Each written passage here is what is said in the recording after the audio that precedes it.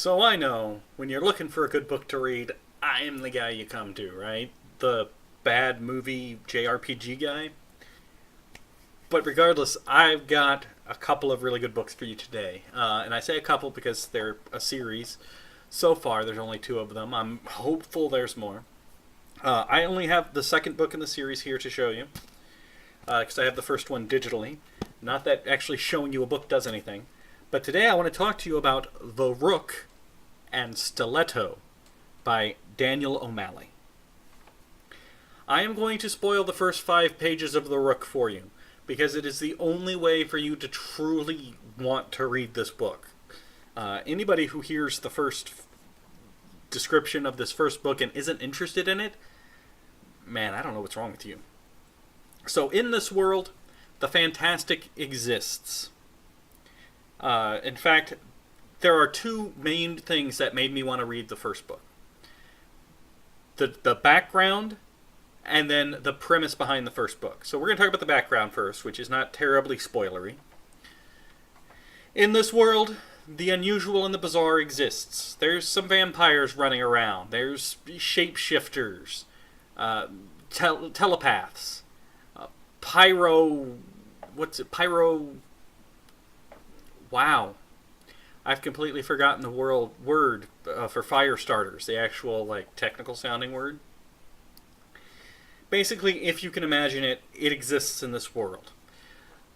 We are set in England, where there is a government agency set to protect humanity from even knowing these weird things exist.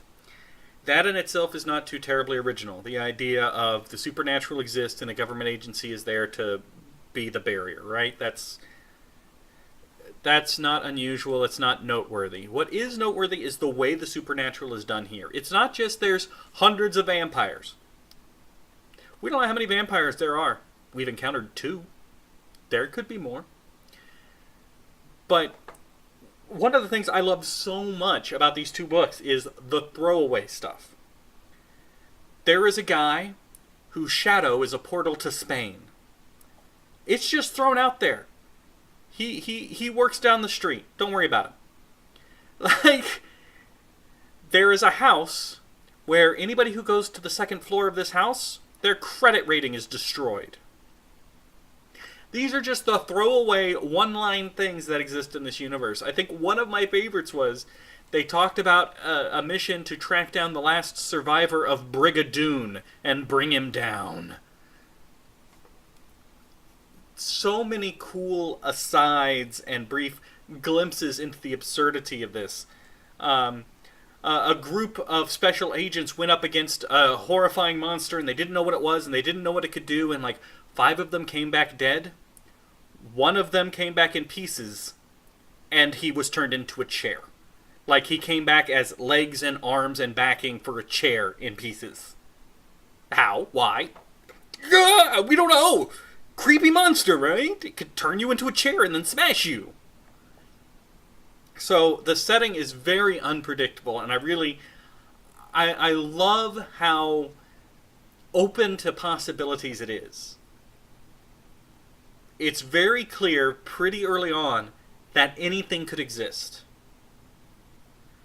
Of the main characters, there's a Gestalt entity. He exists in 4 or 5 bodies all at once. He controls all of them. He is all of them. There's a woman who can control other people's bodies from a distance. A woman who can walk through dreams. There's one guy, we don't know what his power is, but we've heard stories about him wrestling a polar bear naked. A guy who can shape metal. A guy whose body is infinitely contortable. So anyway, all of these weird things exist, and the Shecky, exists as a government agency to kind of monitor and police it. To be among the higher ups at the Shecky, you yourself have to have a supernatural power. Right? You can be a part of the Shecky and be one of the troops and not have special powers, but you're not going to rise up through the ranks. You're going to stay at ground level. So that's the setting for these 2 books. Now, I'm going to spoil the first 5 pages or so of the first book, The Rook. by Daniel O'Malley. Metheny Thomas wakes up in a park surrounded by dead bodies, with no memory of who she is or how she got there. In her pocket, she finds a letter that addresses her, tells her who she is, tells her you have lost your memory. You wrote these notes to yourself, knowing you were going to lose your memory. I have scattered these notes throughout your life. You're part of an organization called the Shecky. You're a high-ranking official, and if anybody knows you've lost your memory, they will probably kill you. Somebody inside the organization is a traitor. You found out who it was, but they erased your memory before you could write it down. So you have to fake your place in the organization that you know nothing about, fake who you are, which you know nothing about, and find the traitor in this organization before they realize you've lost your memory and can't hurt them. That's the first book. It is very exciting. It is very well written. The setting gets a little goofy with some of the asides, but the drama is serious. The drama is real, with just seasonings of silliness scattered throughout.